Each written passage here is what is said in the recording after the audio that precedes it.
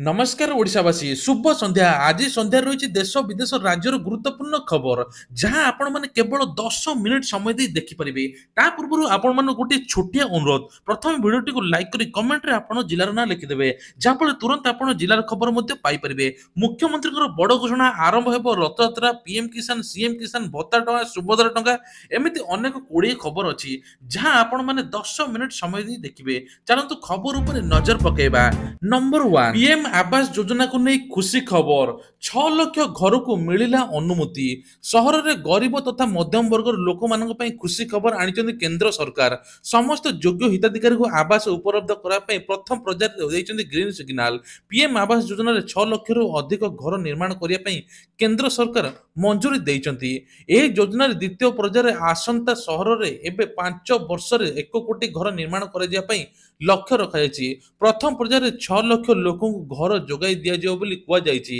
ता सहित मध्य आउ गोटे घोषणा भूमिहीन को मिलिबो 4 डिसिमिल जागा वसुंधरा योजना ने के बड़ घोषणा कले राजस्व मंत्री जो मानकु कम जागा मिलिछि सेमानकु मध्य मिलिबो समान परिमाणर जागा एने घोषणा करिसेंती राजस्व मंत्री सुरेश पुजारी चाषी मानक पई खुशी खबर प्रधानमंत्री किसान सम्मान निधि योजना रे 18तम किस्ती कृषक अकाउंट को पठाई केंद्र सरकार वर्तमान कृषक माने 19तम किस्ती पाइबा पई अपेक्षा करिसेंती प्रधानमंत्री किसान योजना रे चलित वर्ष परवर्ती किस्ती पाई परिबे नाही कृषक कुआ जाउची 2025 फेब्रुआरी मासरे 19तम किस्ती मिडिया पई जाउची जहा फल रे कृषक माने उपकृत हेबे श्रीमंदिर रे अमूल मूल महाप्रसाद 200 टंकार भी पुरुनी जनकर पेट दिनक दिन महाप्रसाद रेट बढ़ी चलती जहा फल रे एबे मध्य एहाकु नै प्रश्न उठिछि श्रीमंदिर महाप्रसाद दर कमिबो ए नै कि मध्य कुआ जाइछि तबे कुआ जाउछि जे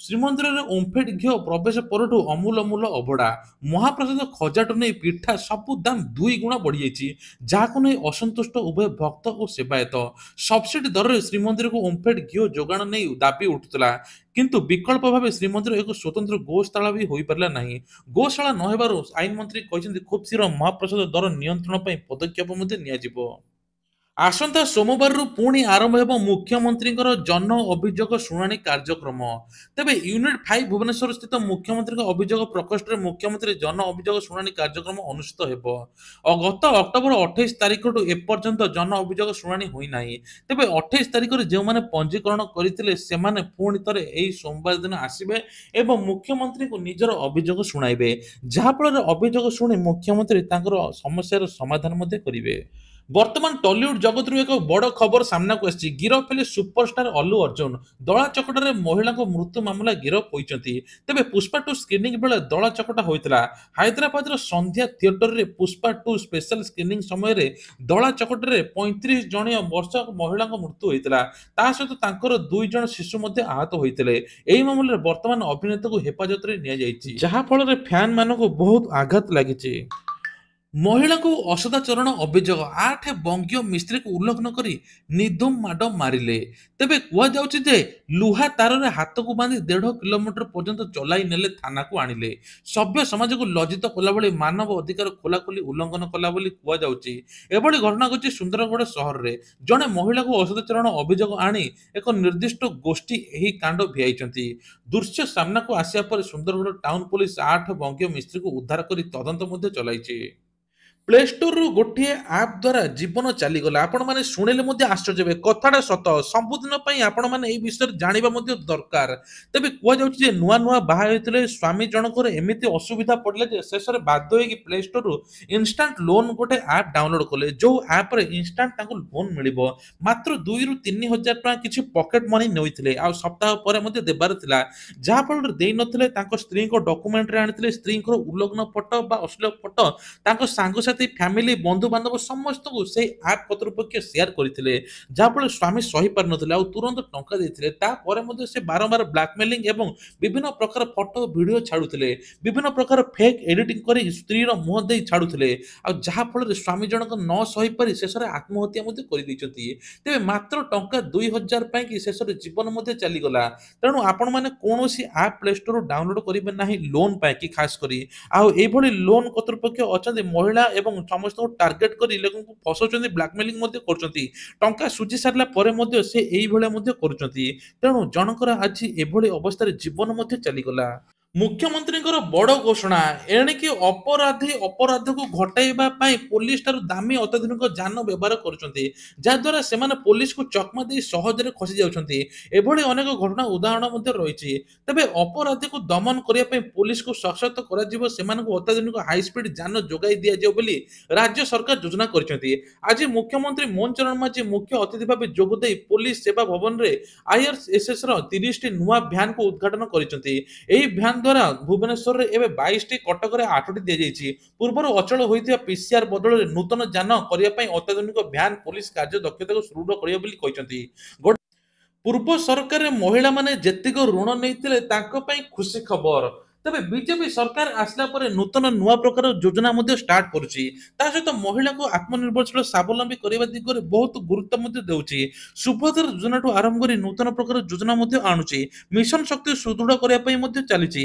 ତା ସହିତ ମଧ୍ୟ ଆଉ ଗୋଟେ ବଡ ଘୋଷଣା, ପୂର୍ବ ସରକାରରେ ମହିଳାମାନେ ଯେତିକି ଋଣ ନେଇଥିଲେ ଋଣର ସୁଧ ଛାଡ କରାଯିବ। ଏନେଇ 227 କୋଟି ଟଙ୍କା ମଧ୍ୟ ବ୍ୟୟବରାଦ ହୋଇଛି। ତେବେ ଏନେଇକି ସରକାରଙ୍କର ମଧ୍ୟ ବଡ ଘୋଷଣା। ନୂଆ ବର୍ଷରେ ସରକାର କର୍ମଚାରୀଙ୍କ ପାଇଁ ଖୁସି ଖବର, ଆସିପାରେ ଅଷ୍ଟମ ବେତନ କମିଶନ ଲାଗୁ, ଯାହା ଫଳରେ କର୍ମଚାରୀଙ୍କ ଦରମା ପାଖାପାଖି 3 ଗୁଣ ବୃଦ୍ଧି ପାଇବ ବୋଲି କୁହାଯାଉଛି।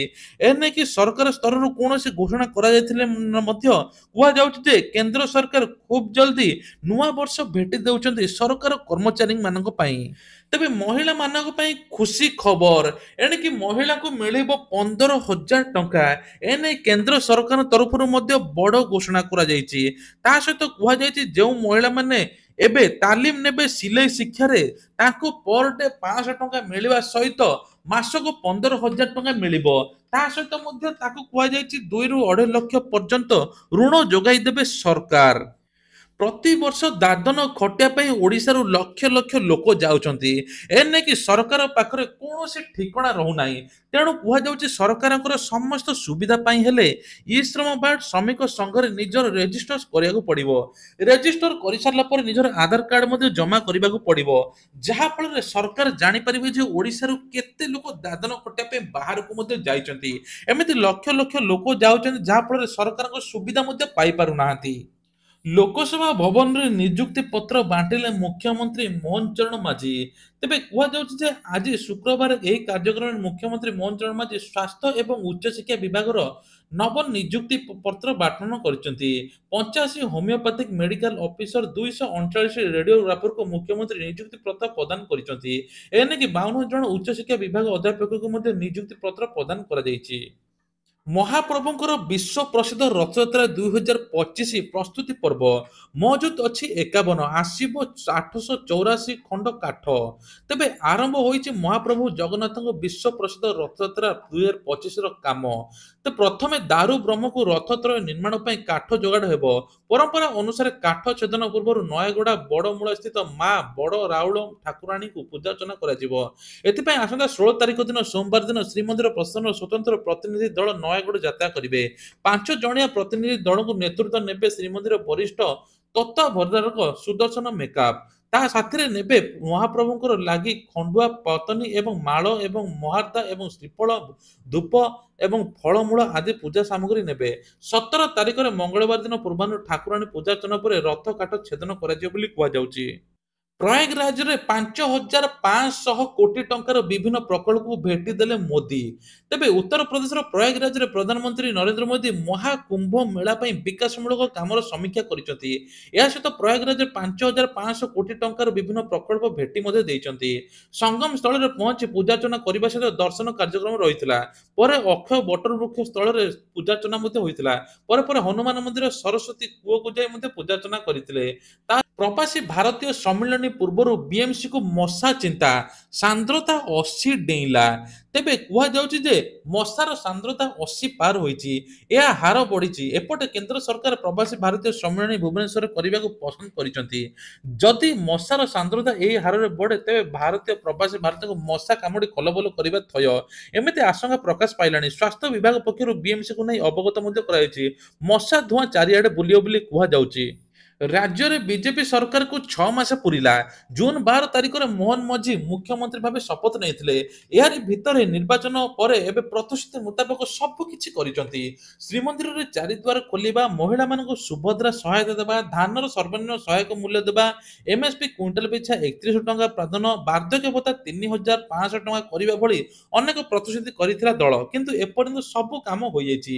କୁହାଯାଉଛି ଯେ ପ୍ରଥମ କିସ୍ତି ସୁଭଦ୍ରା ଟଙ୍କା ଚାଲିଛି, ଧାନର ମଧ୍ୟ 31 ଟଙ୍କା ମିଳିଯାଇଛି, ଶ୍ରୀମନ୍ଦିର ଚାରିଦ୍ୱାର ଖୋଲିଯାଇଛି, ଏମିତି ଅନେକ ସବୁ ହେଇଯାଇଛି। କିନ୍ତୁ ଭତ୍ତା ଟଙ୍କା ରହିଛି। ଭତ୍ତା ଟଙ୍କା ମଧ୍ୟ ସରକାର ଖୁବ୍ ଜଲ୍ଦି ଦେବା ପାଇଁ ମଧ୍ୟ ଯୋଜନା କରୁଛନ୍ତି, ଯାହାଫଳରେ 3,500 ଟଙ୍କା ଭତ୍ତା ଟଙ୍କା ମିଳିବ। ଜାଡ଼ରେ ଥରୁଛି ଓଡ଼ିଶା। ଓଡ଼ିଶାର କାଶ୍ମୀର ହେଉଛି ଦାରିଙ୍ଗବାଡ଼ି। ତେବେ 11 ଡିଗ୍ରୀକୁ ଖସିଲାଣି ପାରଦ। ତେବେ ପ୍ରବଳ ଶୀତ ସାଙ୍ଗକୁ ଘନ କୁହୁଡ଼ିର ଆଚ୍ଛାଦିତ ହେଉଛି ଦାରିଙ୍ଗବାଡ଼ି ସମେତ ଅଭ୍ୟନ୍ତରୀଣ ମଧ୍ୟ ଅଞ୍ଚଳ, ଯାହାର ଭରପୁର ମଜା ନେଉଛନ୍ତି ସ୍ଥାନୀୟ ବାସିନ୍ଦା ସମେତ ପର୍ଯ୍ୟଟକ। କୁହାଯାଉଛି ଯେ ଆହୁରି 2 ରୁ 4 ଡିଗ୍ରୀ ତାପମାତ୍ରା ଖସିବ, ଯାହାଫଳରେ ଆହୁରି ମଧ୍ୟ ଶୀତ ହେବ ବୋଲି କୁହାଯାଉଛି। ହାଇକୋର୍ଟ ଓ ସୁପ୍ରିମକୋର୍ଟଙ୍କ ରାୟ ଓଡ଼ିଆ ଭାଷାରେ ଅନୁବାଦ କରାଯିବ। ଏଥିପାଇଁ 23 ଜଣ ଅନୁବାଦକଙ୍କୁ ନିଯୁକ୍ତି ମଧ୍ୟ ଦିଆଯିବ। ଆଗାମୀ ଦିନରେ କୋର୍ଟ କାର୍ଯ୍ୟ ଓଡ଼ିଆ ଭାଷାରେ କରାଯିବ। ସର୍ବୋଚ୍ଚ ଅଦାଲତ ଆଞ୍ଚଳିକ ଭାଷାକୁ ଗୁରୁତ୍ୱାରୋପ କରିବା ପରେ ଯୁଦ୍ଧକାଳୀନ ଭିତ୍ତିରେ ଓଡ଼ିଶା ହାଇକୋର୍ଟ କାର୍ଯ୍ୟ ଚାଲିଛି। ଏକ ସମନ୍ୱିତ ପ୍ରଣାଳୀରେ ଏହି କାର୍ଯ୍ୟ କରାଯାଉଥିବା ବେଳେ ଡକ୍ଟର ଜଷ୍ଟିସ ସଞ୍ଜୀବ କୁମାର ପାଣିଗ୍ରାହୀଙ୍କ ଅଧ୍ୟକ୍ଷତାରେ ଗଠିତ ଅନୁବାଦ କମିଟି କାର୍ଯ୍ୟକୁ ତ୍ୱରାନ୍ୱିତ ମଧ୍ୟ କରୁଛନ୍ତି। ସୁନା ମୂଲ୍ୟ 2024ରେ ବଢ଼ିଛି 30%। ଜାଣନ୍ତୁ 2025 କି କ'ଣ ରହିଛି ଆଉଟଲୁକ୍। ତେବେ ସୁନା 2024ରେ ଏତେ ବଢ଼ିଛି ଯେ ତଥାପି ଗ୍ରାହକଙ୍କ ସଂଖ୍ୟା ମଧ୍ୟ କମୁନାହିଁ। କୁହାଯାଉଛି ଚଳିତ ବର୍ଷରେ ସୁନାର ମୂଲ୍ୟ ଗ୍ରାମ ପିଛା 7,300 ଟଙ୍କା ବୃଦ୍ଧି ଘଟିଛି। ତେବେ ଏବେ ରିପୋର୍ଟରେ ମଧ୍ୟ କୁହାଯାଇଛି 2025ରେ ପାଖାପାଖି 2 ଗୁଣା ବଢ଼ିପାରେ ବୋଲି ସୁନାର ଦର କୁହାଯାଉଛି। ପ୍ରିପେଡ୍ ଗ୍ରାହକଙ୍କ ପାଇଁ ଏକ ଦମଦାର ପ୍ଲାନ୍ ଆଣିଛି ଏୟାରଟେଲ୍। କମ୍ ମୂଲ୍ୟରେ ଗ୍ରାହକଙ୍କୁ ଅନେକ ପ୍ରକାର ସୁବିଧା ଦେବ recharge plan. Daily data, unlimited calling ଆହୁରି ମଧ୍ୟ ସୁବିଧା ଦେବ ଏୟାରଟେଲ୍। ତେବେ ରିଚାର୍ଜ ପ୍ଲାନରେ କମ୍ପାନୀ କରିବ ଏବେ ବହୁତ ପ୍ରକାର ଶସ୍ତା। ମହଙ୍ଗା ରିଚାର୍ଜ ପ୍ଲାନ୍ ମଧ୍ୟରେ ପ୍ଲାନ୍ ଗ୍ରାହକଙ୍କୁ ବେଶ ଆକୃଷ୍ଟ କରିବା ପାଇଁ କୁହାଯାଉଛି। ଏୟାରଟେଲ୍ରେ ନୂଆ prepaid plan unlimited calling, internet ସହିତ ଓଟିଟି ସବସ୍କ୍ରିପସନ୍ ମଧ୍ୟ ମିଳୁଛି। ତେବେ ଏ ନେଇକି ମଧ୍ୟ ବହୁତ ଜଲ୍ଦି ଘୋଷଣା କରାଯିବ। ନୂଆ ବର୍ଷ ଭେଟିଦେବ ଏବେ ଏୟାରଟେଲ୍। ତେବେ ଇ ଶ୍ରମ ପାଇଁ ଖୁସି ଖବର, ଏଣିକି ଯେଉଁମାନଙ୍କର ଇ ଶ୍ରମ କାର୍ଡ ଅଛି ବା ପଞ୍ଜୀକରଣ କରିଛନ୍ତି ତାଙ୍କୁ ରାସନ କାର୍ଡ ଯୋଗାଇ ଦେବେ ସରକାର। ଏନେଇକି ସରକାର ତରଫରୁ ମଧ୍ୟ ବଡ଼ ଘୋଷଣା। ତା ସହିତ ମଧ୍ୟ ଏଣିକି ସ୍କୁଲ ଛାତ୍ରଛାତ୍ରୀଙ୍କ ପାଇଁ ବଡ଼ ଖୁସି ଖବର। ସ୍କୁଲ ଛାତ୍ରଛାତ୍ରୀଙ୍କୁ ସରକାର 5,000 ଟଙ୍କା ଦେବେ। ମାଧବ ସିଂ ଯୋଜନା ନାଁରେ ଅନୁସୂଚିତ ଜାତି ଜନଜାତିଙ୍କୁ ଏବେ 5,000 ଟଙ୍କା ସରକାର ଦେବେ ବୋଲି କୁହାଯାଉଛି। ତା ସହିତ ଆଉ ଗୋଟେ ବଡ଼ ଖବର, ଆୟୁଷ୍ମାନ ଗୋପବନ୍ଧୁ ଜନ ଆରୋଗ୍ୟ କାର୍ଡ ଏବେ ମିଳିବା ପାଇଁ ଯାଉଛି। ଏନେଇକି 3 କୋଟି ଲୋକ ଉପକୃତ ହେବେ। 27,000ରୁ ଅଧିକ ମେଡିକାଲରେ ମଧ୍ୟ ଏହି କାର୍ଡ ଦ୍ୱାରା ଚିକିତ୍ସିତ ହୋଇପାରିବେ। 5 ଲକ୍ଷ ବୀମା ମଧ୍ୟ ଏହି କାର୍ଡରେ ରହୁଛି। ତେବେ ଇଏ ଥିଲା ଆଜି ସନ୍ଧ୍ୟାର କିଛିଟା ଗୁରୁତ୍ୱପୂର୍ଣ୍ଣ ଖବର। ଏଇଭଳିଆ ଖବର ପ୍ରତ୍ୟେକ ଦିନ ଦେଖିବା ପାଇଁ ହେଲେ ଆମ ଚ୍ୟାନେଲକୁ ସବସ୍କ୍ରାଇବ କରିବା ପାଇଁ ଭୁଲିବେ ନାହିଁ। ଜୟ ଜଗନ୍ନାଥ।